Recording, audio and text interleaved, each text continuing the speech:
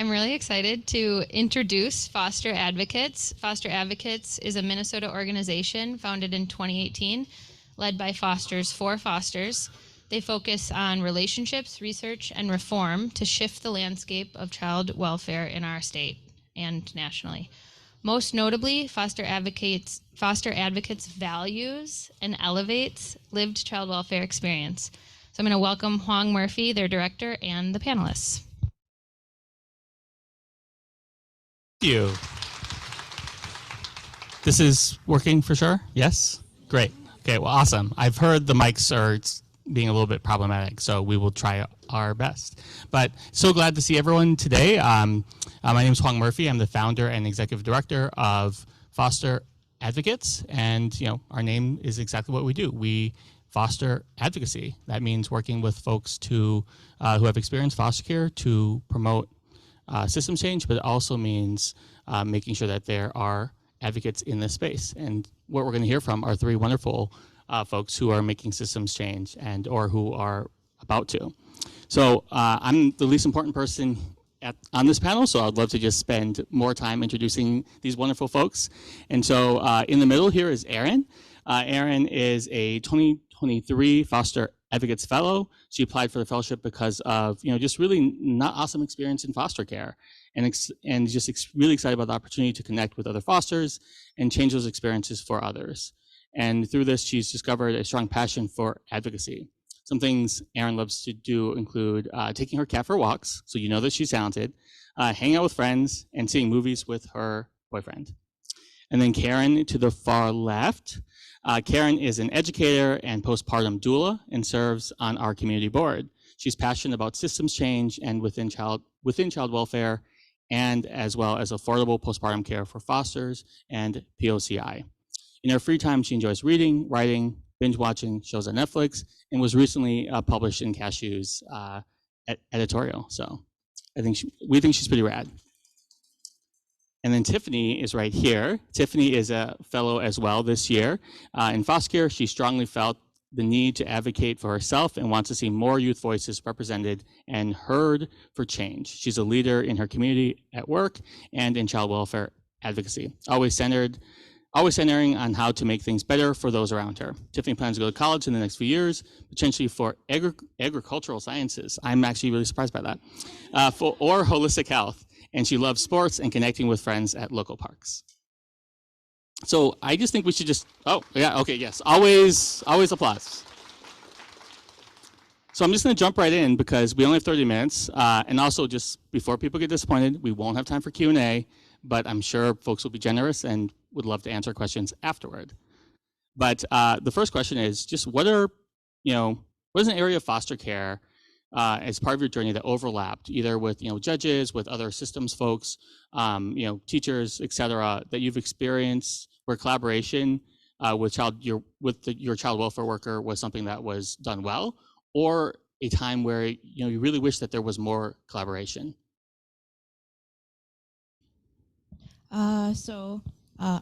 Yeah, this is on. Okay. So my foster care case was a CHIPS case, or a child in need of protection case. I had a social worker, a guardian ad litem, and a few other people. Every year we had to go to court, go in front of a judge.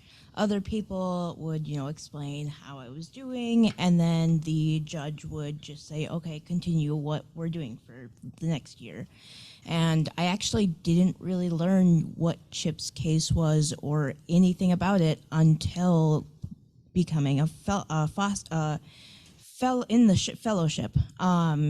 where I learned my social worker, my guardian ad litem, all those people, they always told me, don't talk for yourself, say your name, but stay silent the entire time, we'll talk for you. I really didn't have a lot of say in things like going in court. I didn't have a lot of, I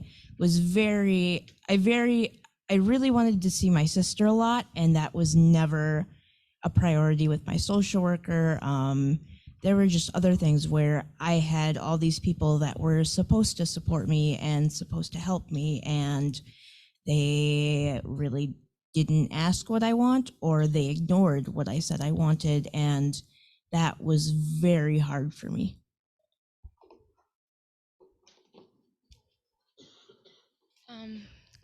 Is on. Can you guys hear me? Okay. Connecting with Erin, that's something too. Not feeling heard is one thing that was very big. In the collaboration piece, I think as fosters, one thing that's very important is just to feel heard as we're going through a change that is extremely hard.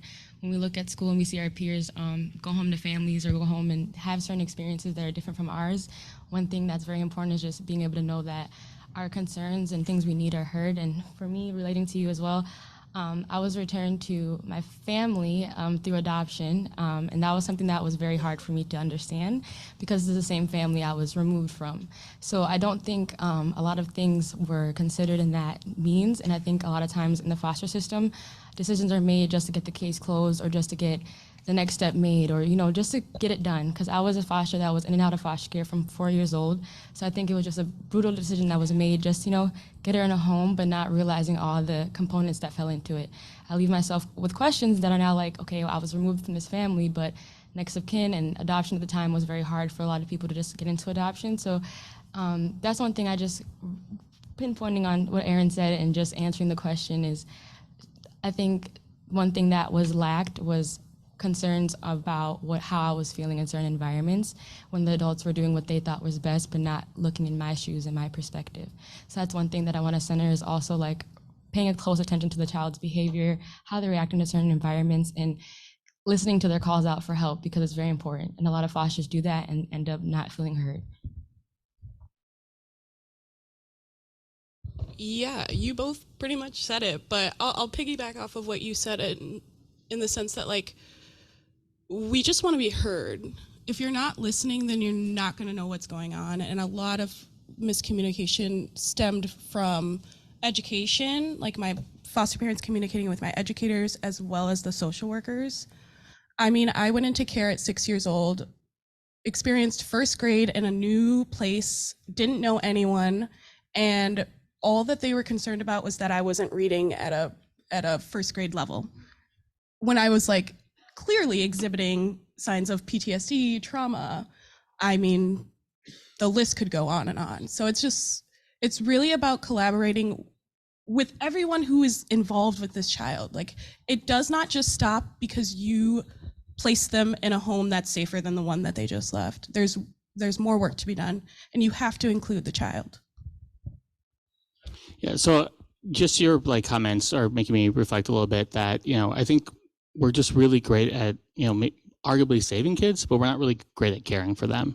And the one way that we care and we show people that we care about them is we respect their agency and their choice. So would love to have you speak a little bit more about, instances where your agency was supported in, a disciplinary way. And, and if you can't think of one, maybe tell us a little bit more about a space where you really wish that was something that was, more prioritized as your case moved forward.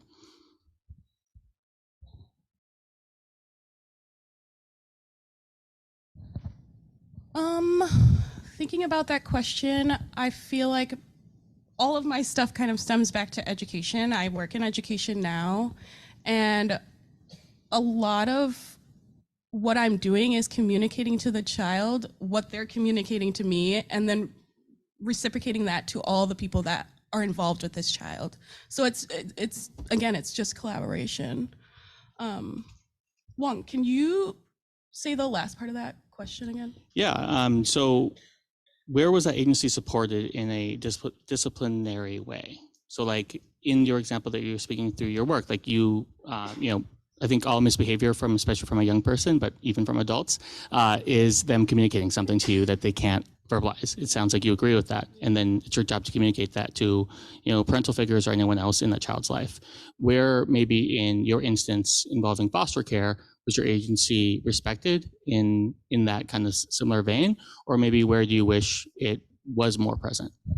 Oh, I can think of when I wish it was more present was like the IEP meetings that I was meant to sit in on and had no idea what they were talking about. And they continued to talk about me as though I was not in the room. That could have been a really good situation to involve the child in. Like, it's my education. Like, I'm the one in the classroom, I'm the one learning, I'm the one who needs these needs, so like you should be talking to me. And if you don't know how to talk to a child about these issues, then you probably should not be working with children. Going off of what Karen just brought up here, again, going back to the court cases, I never really had a say in what was going on. Even though I was very adamant that I wanted to attend all court cases because I wanted to speak for myself. I didn't want other people speaking for me. A lot of the times they were scheduled without me knowing until after they happened. And then also just, being told, hey, don't talk, just say your name, sit quietly, let us do the talking. No one told me what was going on. No one told me what a CHIPS case was. No one told me why we were going to court or anything. And it was really hard to learn that, hey, if I had just spoken up and said like, hey, things are not going the way I want them to, like, my social worker doesn't listen to me. My guardian ad litem, I have no idea what she does. No offense to any JLs in the room.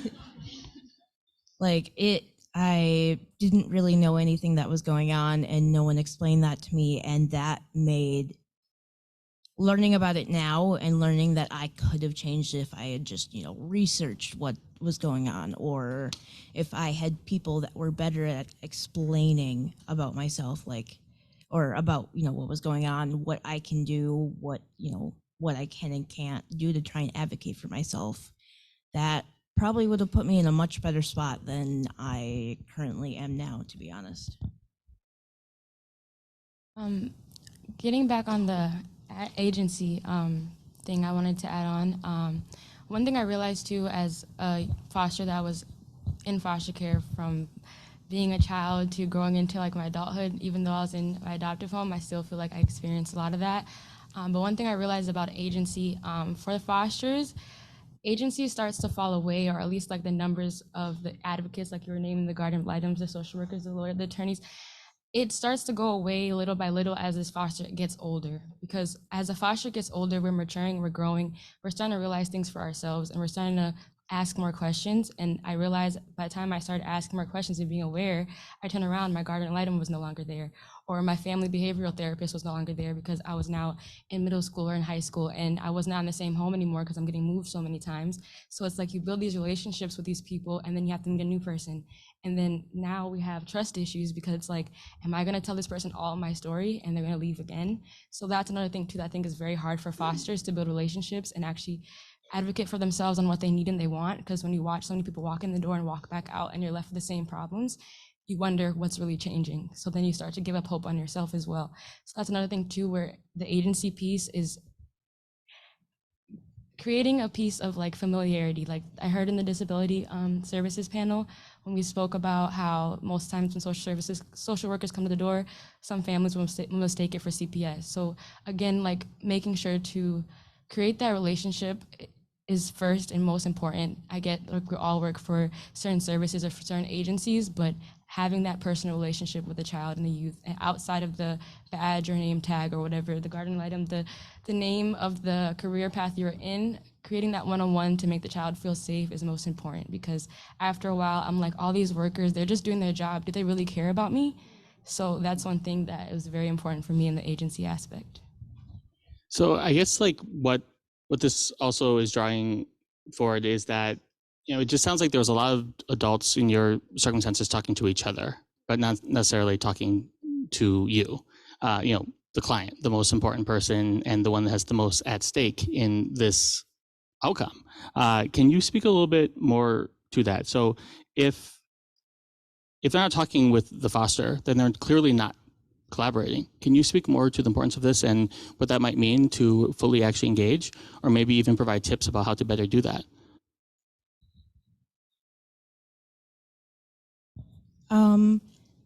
Sorry, can you repeat the last part of the question? Yeah, just like what are some ways that collaboration with the foster that is, in their life is something that they could do better? Maybe giving tips as to how to do that, or advice on, what outcomes might be created if folks genuinely included fosters as part of their case planning. It genuinely included them as part of their, trials, something that is showing up in our schools. What are some ways that that can actually happen? Because I think lots of folks want to do the right thing. They don't always know how. I think sometimes the adults in the situation or the workers, they foresee certain things that are coming or preparing, or as we're aging and we're getting older. I think it's just, I understand for some children, you can only share so much because of what's going on. There can be a lot of things that we're trying to protect fosters from, or their biological family, certain things that they may have been experiencing, but just meeting them halfway and allowing them to know when certain changes are coming, or helping them prepare for their future, I think is very important.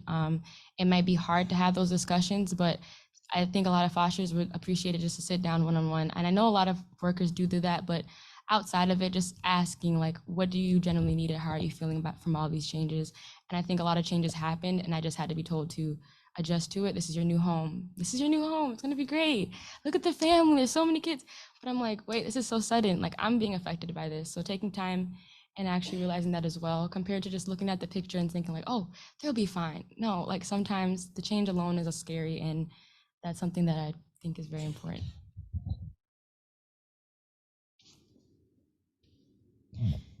I guess for me, something that really would have helped me is maybe just asking what I wanted and actually listening to what I said.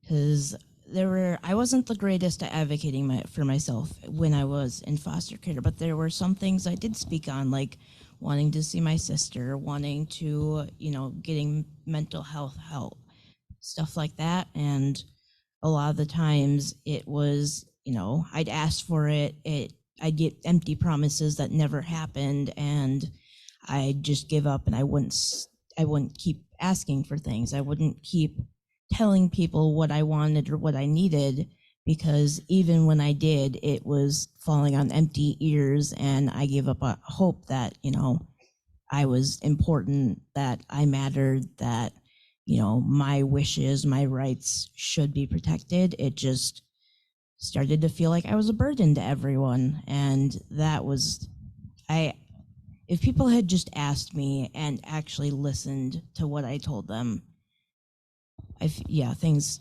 should have been different. And going forward, if people can just do that with current foster kids and people in that community, asking them what they want, what they need, and actually listening to that can make a huge difference in a lot of people's lives. Can you hear me? Okay. I personally do not think that it's the child's job to advocate for themselves. We would never ask a child outside of the foster care system to do that. Why are we doing it to fosters? There are 1,000,001 adults that we see every single day as young fosters, and you're telling me that none of you could advocate for that small child? And if you can't put yourself in that position, if you can't see yourself doing that, then think of it as your own child. How would you best advocate for your own child? How would you best bring your child into these conversations so that they have agency? I mean, it's that simple. It's not our job. There's way too much for us to be thinking about, for us to also collaborate on how you all need to get on the same page about it.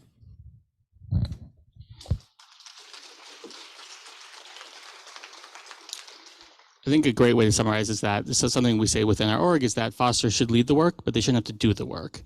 And so I would challenge all of you to do that as well. But my staff would get mad at me if I didn't say that you should sign up for our newsletter, follow us on social media, and there's just lots of ways to share foster voices. And we also have a village gathering tomorrow on Zoom. You can sign up. It's from 11 to 12. It's going to... Oh, I just thought 2:30 was still going to be the end time. Okay, well, great. Still do all those things. You have 10 minutes. But because I'm on a roll, I'll just finish it. Village gathering tomorrow, where we'll talk about policy work. But instead of transitioning to the last question, I'll ask you a different one. So Actually, no, I think I'm going to ask you this last one anyway.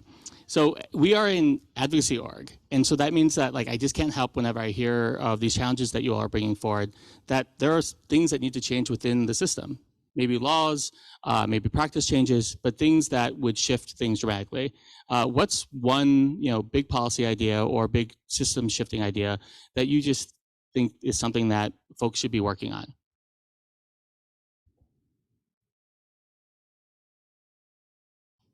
Well, kind of just picking off of that, I'm all for togetherness. So I think one thing that's most important that would help with a lot of what we're doing is more events like this, more gathering, more community work, more hearing voices from each perspective in the system. I think the more I've been seeing that over the last few years, the more I've been kind of seeing more change applied. And then we're also holding those accountable that hide behind certain places or roles and aren't actually actively doing their job. And I want to shine light on those that are, because there's a woman in the room, I don't know if she wants me to point her out, but she was an amazing advocate for me as well. And that just shows that there are people out here doing the work. And that's one thing for me. I just think we all just have an impact on one another. So that's one thing, that just continue to impact each other and change and continue to lead one another and help one another is the most important thing. I think collectiveness is the only way we're going to be able to reach the solution. Personally, I think you should call them out so that everyone knows that they're awesome. Wilmis, she was one of my high school counselors. I did not expect her to be here tonight.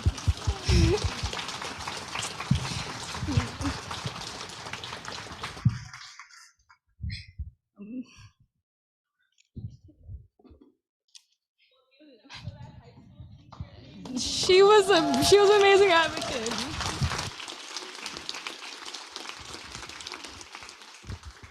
Karen or Erin, your systems changing idea? Or just a problem that needs to be fixed? I think to make it simple, like just when you're thinking about young fosters, think about supporting the whole child. Supporting the whole child means social, emotional, as well as like having a safe home. But that's not the only thing. And that's not the only thing that we're like dealing with either. So just, I don't know, keep in mind to think about the whole child. Putting a Band-Aid on one problem doesn't mean that the other problems are fixed.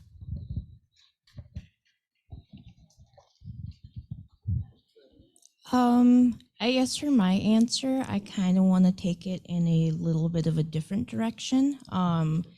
But for agency change that I wish happened for me, and I'd love to see for current and future fosters, is just helping them out with the basic things, helping them out with learning how to be good with money management, learning how to budget, learning how to save, learning, what's a good expense, what's not a good expense.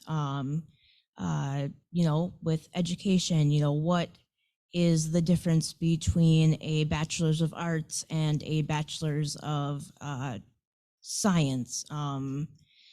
Helping them get a license. My foster parents couldn't put me on their insurance because I wasn't a biological kid, and I'm 23 and I still don't have a license at this point. I feel like things that come so easily to people who have, whether it's their parents, their guardians, stuff like that, those things come easily. They don't have to really think about, how am I going to achieve this? How am I going to get to this? How do I learn this? Where do I go for this? And when it comes to people in foster care, a lot of the times we don't have this stuff.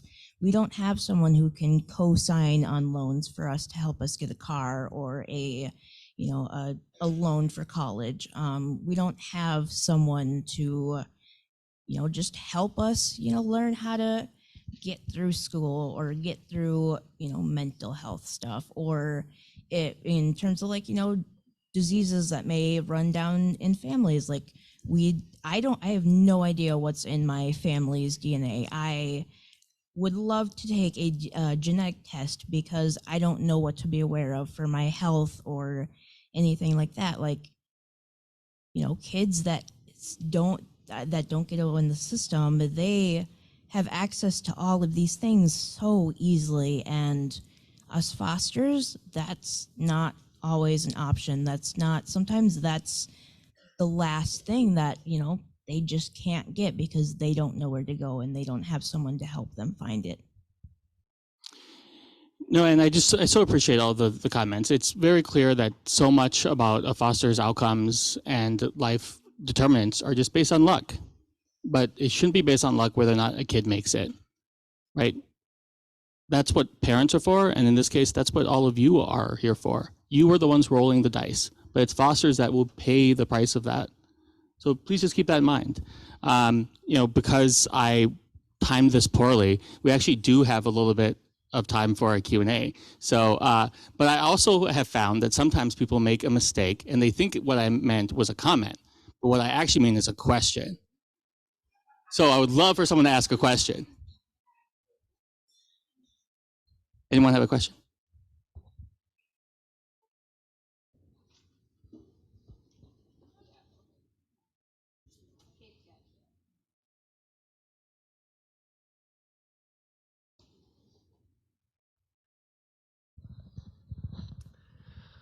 I'm wondering if you're willing to share a scenario where someone who's currently in your life had a rupture with you. So they said something or did something that felt like it took agency away. And what's a way that they were able to apologize and fix that?